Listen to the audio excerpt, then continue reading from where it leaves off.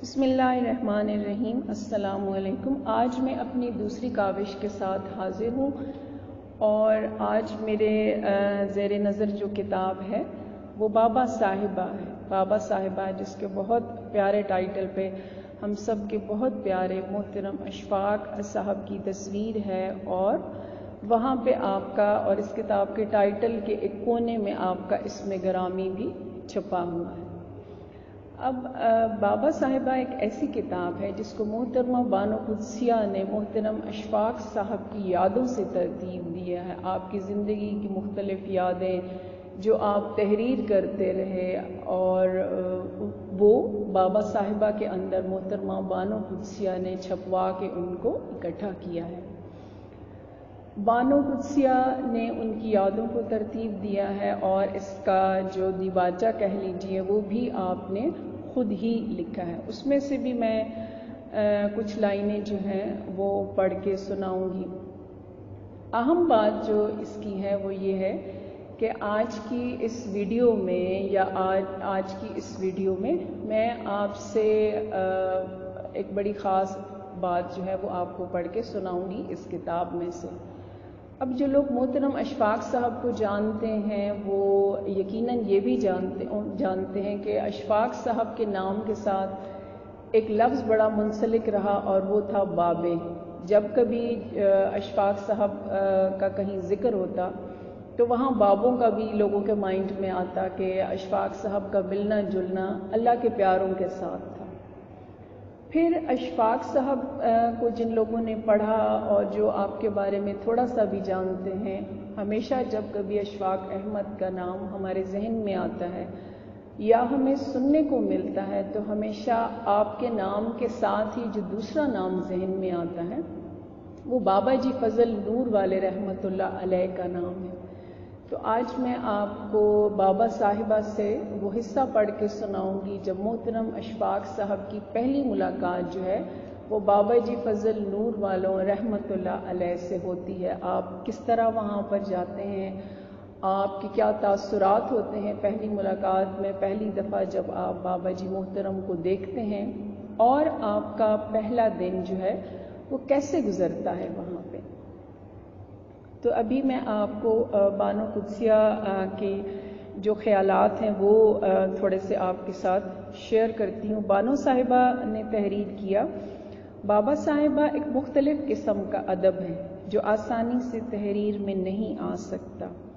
इस अदब पारे पर खान साहब की यादों की बरसात मूसलाधार नहीं बल्कि रात के पिछले पहर बूंदाबांदी की सूरत अध खुले दरीचों पर झनकार बनकर तवज्जो तलब रहती है।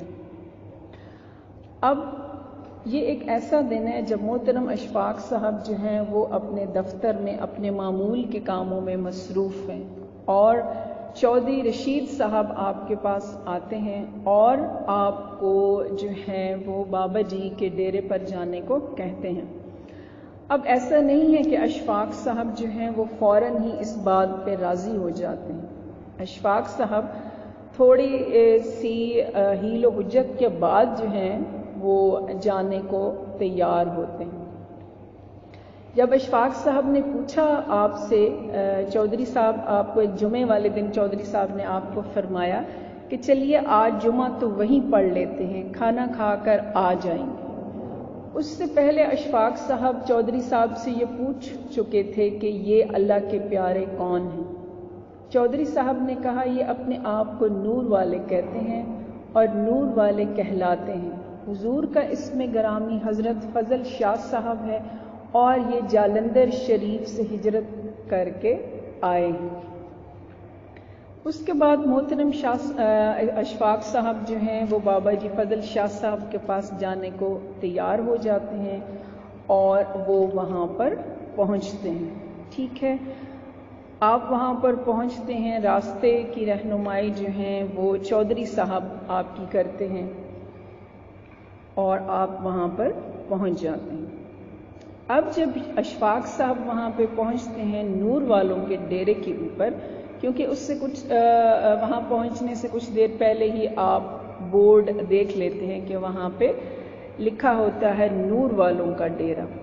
جب آپ نور والوں کے ڈیرے پر پہنچتے ہیں تو وہاں پر مختلف لوگوں سے آپ کی ملاقات ہوتی ہے۔ اشفاق صاحب اس ڈیرے کو اس طرح بیان کرتے ہیں، یہ 2-2.5 کنال کا مربع نما قطع زمین تھا جس کے ارد گرد پختہ اینٹوں کی 4 دیواری تھی۔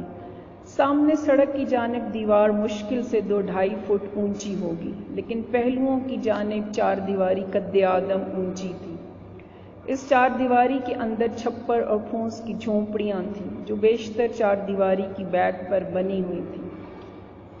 یہیں بائیں ہاتھ پر ڈونگا کوٹھا تھا جو سطح زمین سے 2.5-3 فٹ نیچے تھا اور جس کے اندر چھت پر کڑیوں میں کنڈے ڈال کر ہاتھ سے کھینچنے کا پنکھا لگایا گیا تھا۔ اس ڈونگے کوٹھے کے ساتھ ایک چھوٹا سا ڈھارا تھا جس میں 4-5 بکریاں بندھی تھیں۔ اس ڈھارے کے ساتھ ایک کھلا چھپر تھا جس میں 2 بڑے بڑے چولہے تھے اور کھانے پکانے کے برتن رکھے تھے۔ یہ ڈیرے کا لنگر تھا جہاں دن رات آگ جلتی تھی اور ہر وقت کچھ نہ کچھ پکتا رہتا تھا۔ وہاں پر اب اشفاق صاحب کی مختلف لوگوں سے ملاقات ہوتی ہے اور یہ ملاقات ایسی ہوتی ہے جو آگے آنے والے وقت میں جاری رہتی ہے۔ اور جو سب سے پہلے وہاں پر ملاقات ہوتی ہے آپ کی ڈاکٹر صاحب سے، اور اشفاق صاحب کہتے ہیں کہ ڈاکٹر صاحب ایک ایسی شخصیت تھے کہ پہلے ہی نظر میں انہوں نے مجھے اور میں نے ان کو پسند کر لیا۔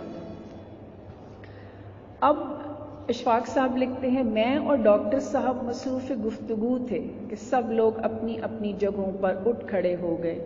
ڈاکٹر صاحب بھی جلدی اٹھے اور فرمانے لگے، حضور آ گئے۔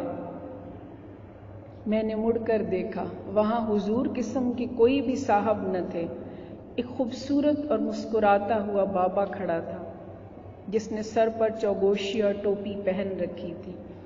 گھٹنوں تک گرم فلالین کا لمبا سا کرتا تھا، نیچے لال پٹی والا ٹسر کا تہبند، بہت سی جیبوں والی ایک واسکٹ اور گلے میں ایک نیم گرم صافہ گہرے سرخ رنگ کا۔ موٹے موٹے پاؤں میں پرانی وضع کے چرمی سلیپر تھے۔ میں نے اس حضور کو سر سے پاؤں تک دیکھا اور پھر دیکھتا ہی رہ گیا۔ اس بابے سے زیادہ خوبصورت مرد میں نے اپنی زندگی میں اس وقت تک نہ دیکھا تھا۔ میں گل حمید، صدر ایوب اور والنٹینیو کے حسن سے بڑا متاثر تھا، لیکن یہ صورت تو کچھ اور ہی تھی۔ ایسا حسن مجھے کسی وجود پر، کسی تصویر میں، کبھی خواب میں بھی نظر نہ آیا تھا۔ میری سیٹی گم ہو گئی۔ چودھری صاحب نے سر جھکا کر کہا، حضور یہ ہمارے اشفاق صاحب ہیں، اشفاق احمد صاحب۔ حضور نے ایک مگھم سا نعرہ لگایا، نور والے، اور پھر تالی بجا کر بولے، رحمتاں والے، برکتاں والے، خدائی مہمان، لو جی یہ اشفاق صاحب بھی ہمارے جانی جان ہیں، نور والے۔ میرے مسافر کے لیے بڑے ہوئے ہاتھ ویسے ہی رہ گئے اور آپ نے میرا کندھا تھپ تھپا کر کہا، آتے جاتے رہا کریں، بزرگان دین سے میل جول رکھیں، رحمتوں والے، برکتوں والے۔ اتنے میں کسی نے پوچھا، حضور جمعہ کی اذان کہیں؟ فرمایا، اشفاق صاحب کو کھانا کھلا دیا ہے؟ میں نے عرض کیا، حضور کوئی جلدی نہیں، جمعہ کے بعد کھا لیں گے۔ فرمایا، جمعہ کے ادب میں کہہ رہے ہو یا ابھی بھوک نہیں؟ میں نے کہا، جناب کوئی خاص وجہ نہیں، بعد میں صحیح۔ اس کے بعد وہاں پر اذان کہی گئی اور سب نے جمعہ کی نماز وہاں پر ادا کی۔ اس کے بعد سب لوگ لنگر کی جانب روانہ ہو گئے۔ اشفاق صاحب فرماتے ہیں، یہ پہلا موقع تھا کہ میں نے بابا جی کے ڈونگے کوٹھے کے اندر قدم رکھا۔ باہر سے مجھے بالکل اندازہ نہیں ہوا تھا کہ یہ کمرہ گہرا ہے اور اس کا فرش باہر کی سطح سے 2.5-3 فٹ گہرا ہے اور اس کے اندر اترنے کے لیے دہلیز کے ساتھ فٹ بھر کا زینہ بنا ہوا ہے۔ اشفاق صاحب اندر جاتے ہیں اور وہاں پر ایک مدھم سا بلب لگا تھا۔ وہاں پر کنستر، ڈبے، بوریاں، تھیلے اور ڈرم پڑے تھے جن کے اندر اجناس، گڑ، تیل، اچار، مربے اور بہت سارے کھانے پکانے سے متعلق سامان رکھے تھے۔ اشفاق صاحب وہاں پر کھانا کھانے کے لیے بیٹھ جاتے ہیں اور فرماتے ہیں کہ وہاں پر بابا جلال جو ہے وہ برتنوں کے ساتھ اندر آ گئے اور سب کے سامنے کھانا لگا دیا۔ فرماتے ہیں ڈاکٹر صاحب نے میری پلیٹ میں آدھ پاؤ کی 2 بوٹیاں، دستی کی ایک لمبی سی نلی اور چوسنے والی ہڈی کا ایک چمچہ ڈال دیا۔ میں نے بتیرا شور مچایا، نانا کی، تھالی آگے سے ہٹانے کی کوشش کی، لیکن وہ نہیں مانے اور کوئی سیر بھر ملبہ میری رکابی میں ڈال دیا۔ جب ہم کھانے لگے تو لال سرخ دیسی گندم کی خمیری اور تنوری روٹی خود بخود شوربے میں اترنے، چوسنے اور ڈوبنے کے عمل میں مبتلا ہو گئی۔ روٹی کے ٹکڑے شوربے میں رچ کر اسفنج کے موٹے موٹے ٹکڑوں کی طرح پھول گئے اور ان کا اٹھانا مشکل ہو گیا۔ میں نے ایسے خوشبودار، لذیذ اور گرم ٹھپر اس سے پہلے کشمیریوں کے گھروں میں بھی نہیں کھائے تھے۔